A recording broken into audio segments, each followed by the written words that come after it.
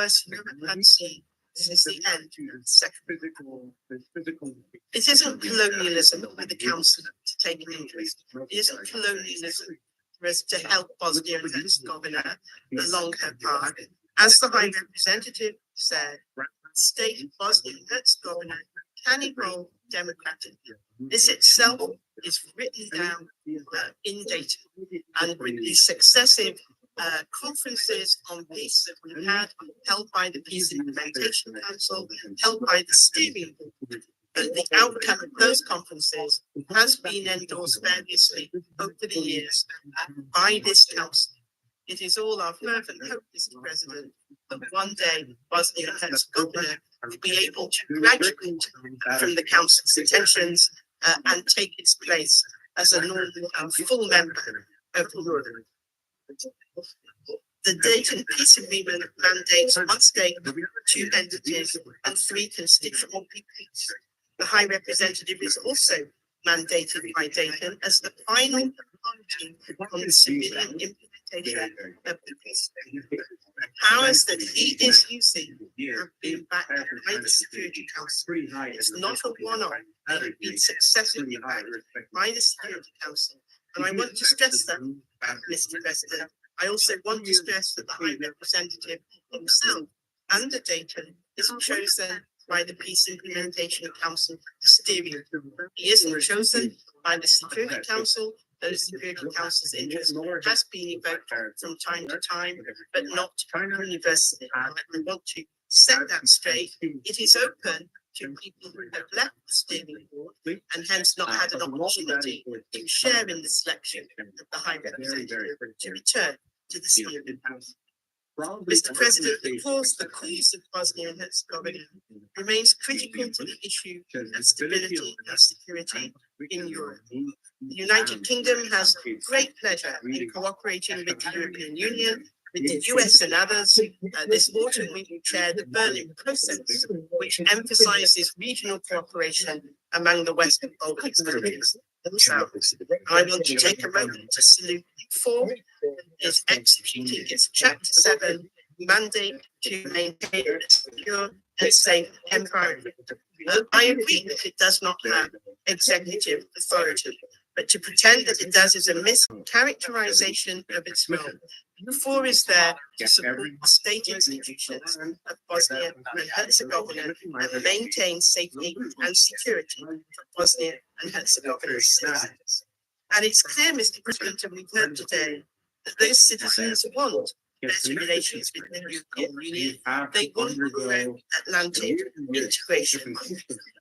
We heard particularly from the representatives of Pakistan and Sierra Leone of their very strong support for the territorial integrity, sovereignty, and independence of Bosnia and Herzegovina. And I think all speakers in the council have got to but it bears repeating that there is one threat to that today, and it lies in the person of the onerous entity president, Dodik.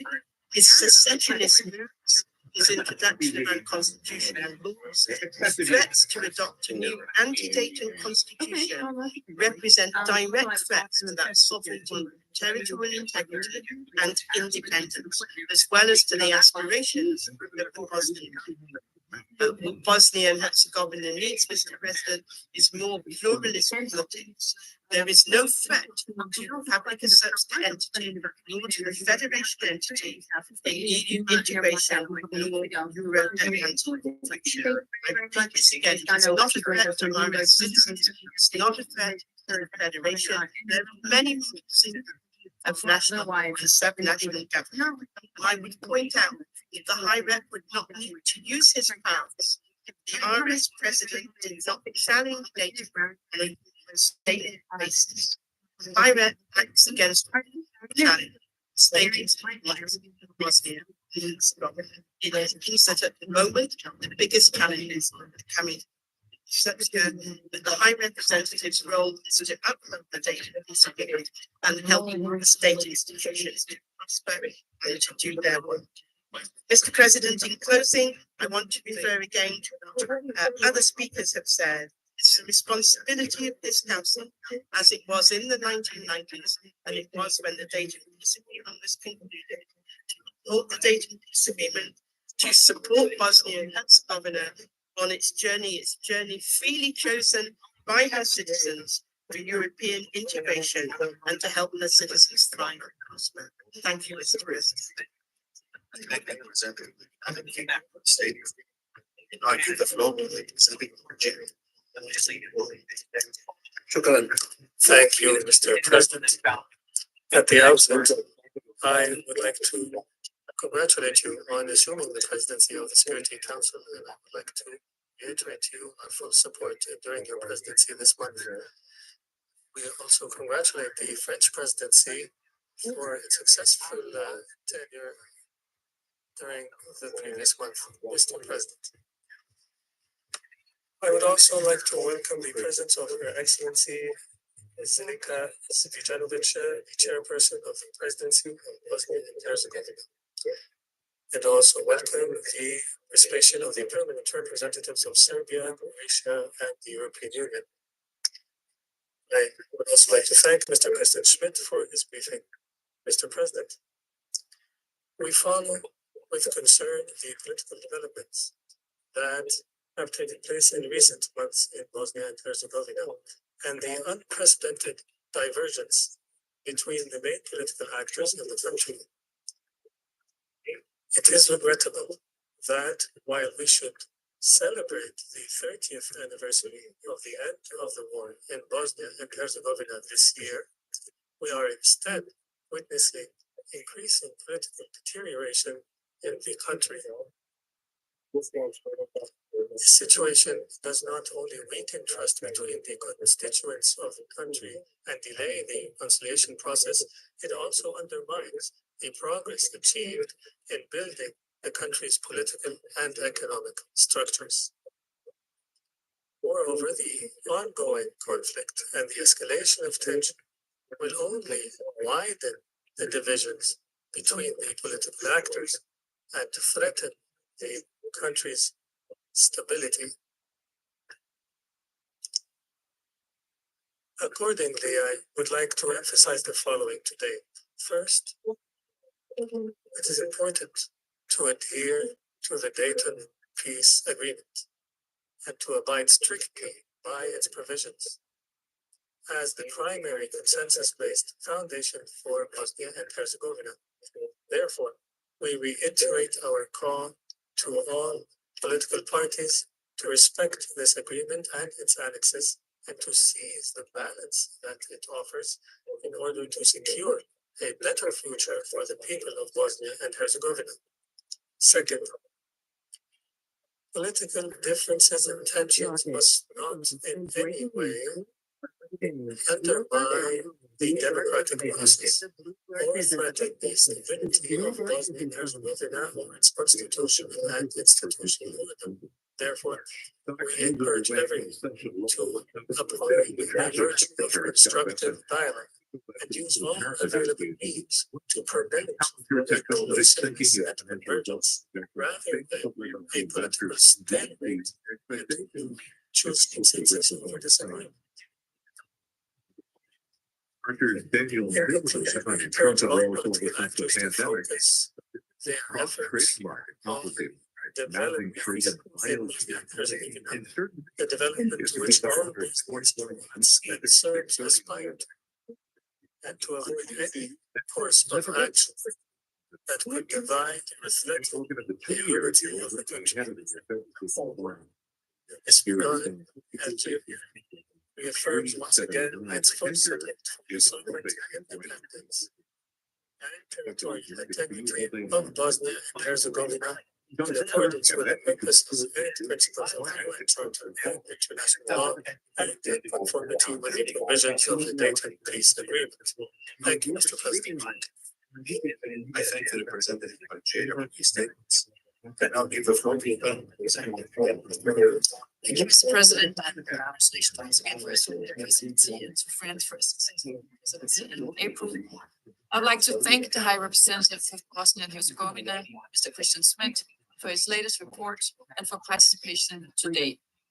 I would also like to welcome at today's meeting the chair of the presidency of Bosnia and Herzegovina, Madame Tivanovic, as well as a representative of Croatia, Serbia, and the European Union. Mr. President, as we've heard several times today, 2025 marks 30 years since the signing of the Dayton Peace Agreement that ended the horrific war in Bosnia and Herzegovina. Dayton laid out the foundation for peace, stability, and progress. The anniversary should be seized to reflect on past achievements and to look forward on how to accelerate progress. Unfortunately, in recent months, we have witnessed a significant rise of tensions stemming from rhetoric and actions by Republika Srpska entity authorities and the unfolding of a political and constitutional crisis. Denmark is deeply concerned about these developments. Mr. President, all actors must ensure full compliance with and implementation of the Dayton Peace Agreement, as well as respect the independence of the judiciary. We're deeply concerned about recent months' secessionist rhetoric and actions taken in Republika Srpska under the leadership of Mr. Dodik. These actions run counter to the Dayton Agreement. We condemn these actions as they pose a clear threat to the constitutional framework and integrity of Bosnia and Herzegovina. These actions threaten the functioning of central state institutions, which is key for stability and progress. Such actions are not only provocative, but also dangerous, as they risk jeopardizing stability in the broader region. Denmark remains committed to Bosnia and Herzegovina's sovereignty and territorial integrity as a single and united country with its multi-ethnic character. It should be clear that the Dayton Agreement does not give the right to entities to secede. Any such attempts are thus completely unacceptable. Mr. President, upholding the Dayton Agreement also means safeguarding the institutions deriving from it. These institutions and mechanisms for the past 3 decades.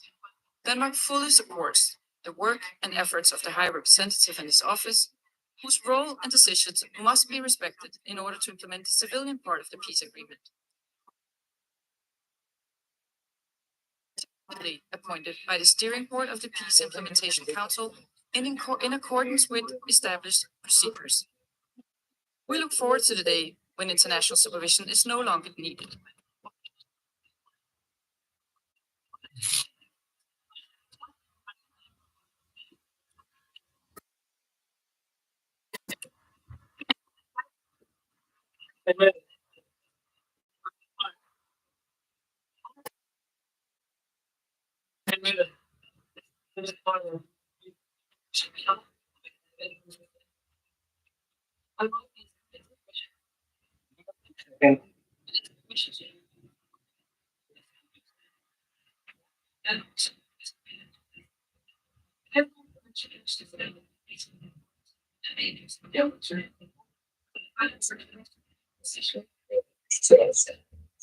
Brian's family showed up as well. His dad showed up just beside himself, devastated. Brian's brother arrived. He was super upset, and you could tell that they're close with this family, and that they were really good friends. They were like best friends and such. Like around the streets late at night with a gun. It's not a good idea.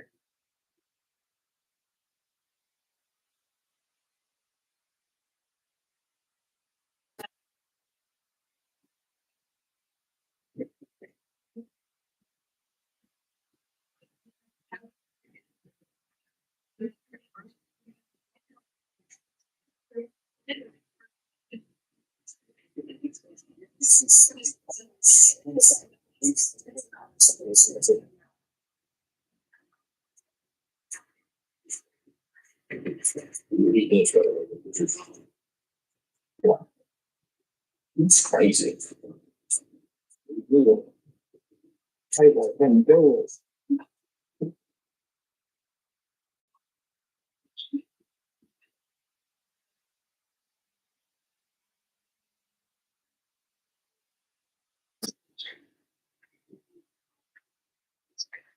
I walked to the rifle scene, found the homies out that subject, the scenes. We couldn't do it from right here or after Michael Anthony Baker. 37 things. So his friends and family as Anthony. Born and raised in Alabama, he leaves behind his father, stepmother, and 3 siblings.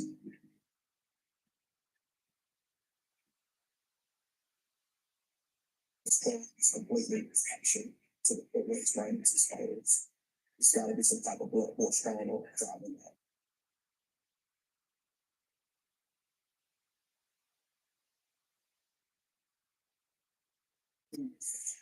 They don't just walk into cemeteries killing people for home. Trying to figure out what to missing it. Less than 15 feet from the body.